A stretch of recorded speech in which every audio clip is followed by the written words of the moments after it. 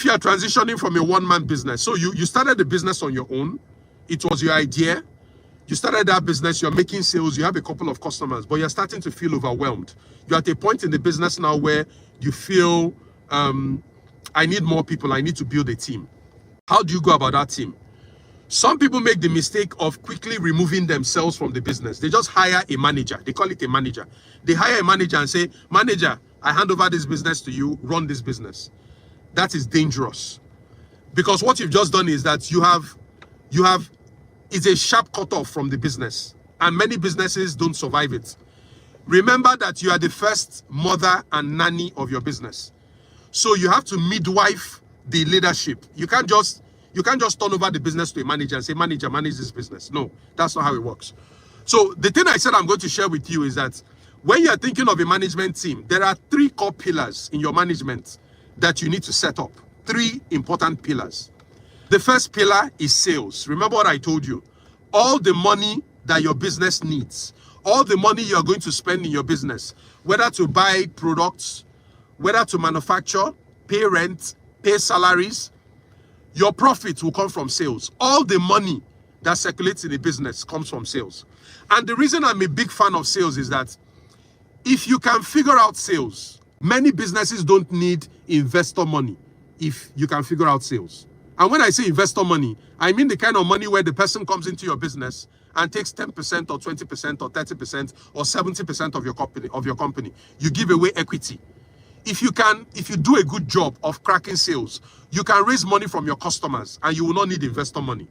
How do you get sales? You get it from your customers. So I prefer that your business is financed by your customers. That is my preference. But if you cannot help it, it's fine. You can raise money from investors. But if you can avoid investor money and own the business for yourself and grow your team, make your sales, run the business, I would totally advise that you raise money from your customers. If you are trying to set up a management team, if you are looking for a co-founder, somebody that will help you, you'll be running this business on your own, and now you need help. You need to hire employees or you need to hire a co-founder. The first pillar is somebody who can make sales happen. Somebody who can help the business sell. Whether this person is an employee, whether you call him an employee, whether you call him a co-founder, whether you call him a business partner, as long as he's going to be helping the business, one core pillar is you need somebody who can make sales happen. Whether you call it business development, whether you call it a marketer, whether you call him a deal maker, whether you call him a salesman, the job is, can you help us make sales? So that first person on your team, which can be you, sometimes it is the owner of the business that's the salesman. You are the rainmaker. But that role is important on your management team. Somebody that can make sales happen. The second role on your management team is operations. Now, you may go and sell, which is what kills many businesses. You may sell, but you're not able to deliver what you promised to your customer. If that happens, you don't still have a business. So sales alone is not enough, which is why there's a thin line between a business and a scam.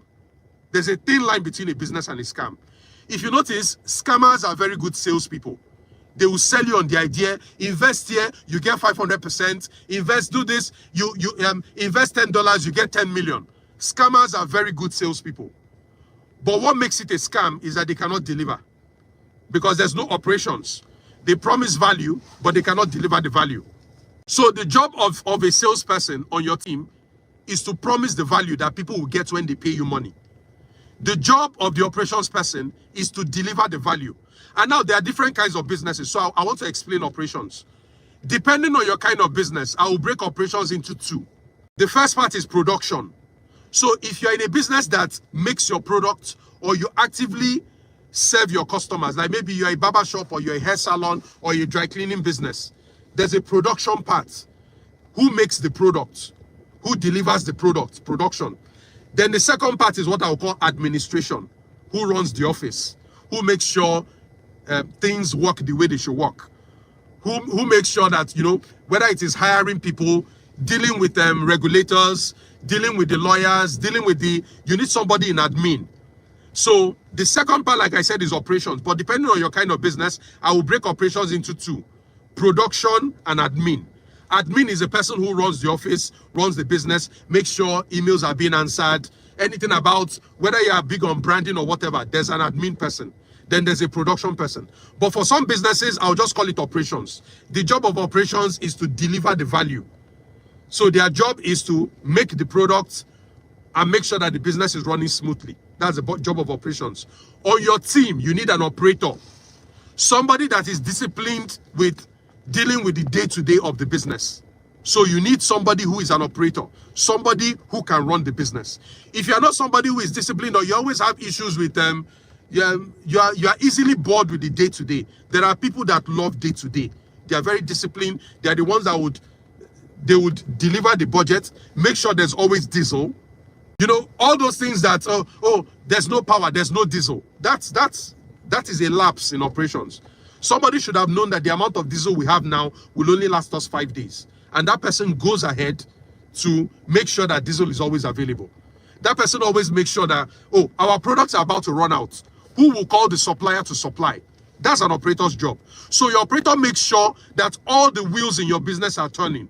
All the gears in your business are turning. That is the job of an operator. So you need an operator on every team. One mistake we make as business owners is that many business owners, many founders are visionary people. We are big on ideas. We are big on dreaming. We are big on strategy. Sometimes we are good salespeople. But many entrepreneurs are poor operators. When it comes to operations, we have a problem there. So what that means is, whether you call him a business partner or a co-founder, get somebody who is an operator. So don't forget what I've said so far. On your management team, you are looking for a salesman, marketer, whatever you call him. The job of that person is to make sales and make sure money is coming into the business from customers. The second person is an operator. Somebody who will make sure that what you are promising on the sales side is being delivered to your customers. The operator. The third person is the finance guy, the money guy. I always encourage you, separate sales from the money guy. Separate operations from the money guy. Some people go and hire a manager.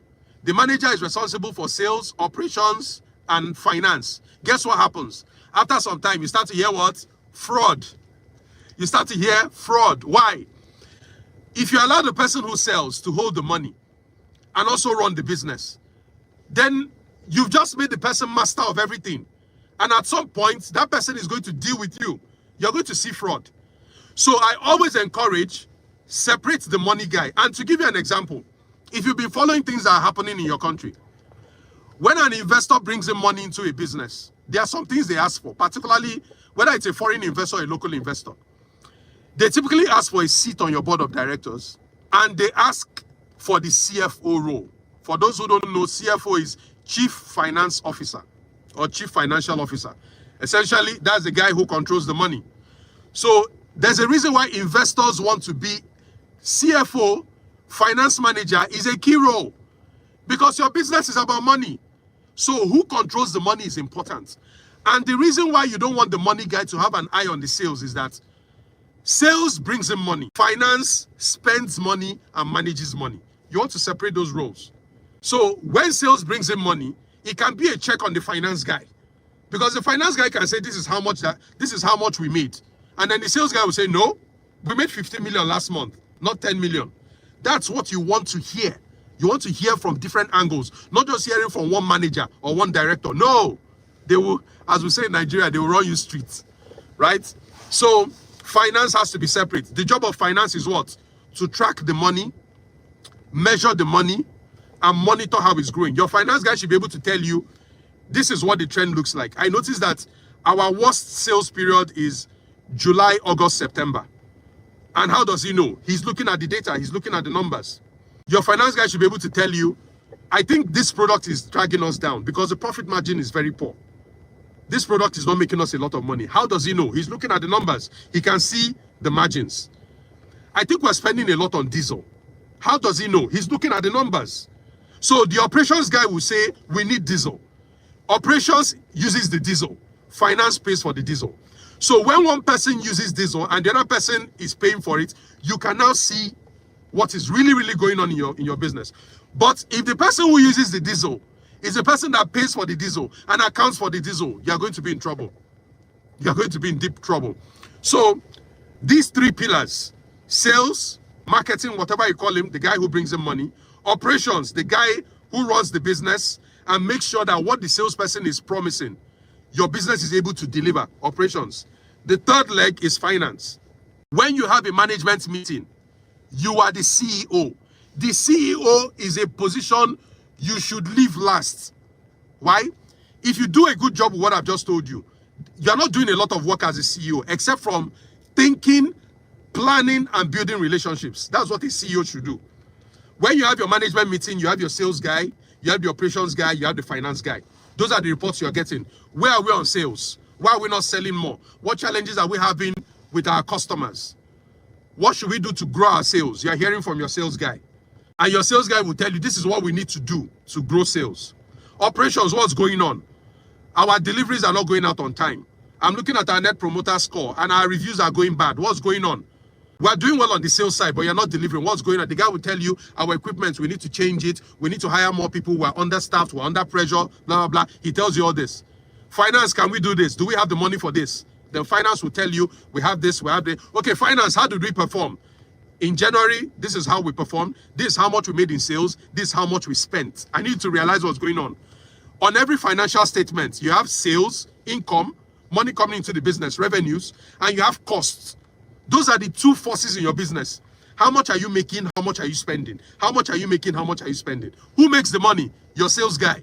He's responsible for bringing in money. Who spends the money? Operations. Operations spends the money.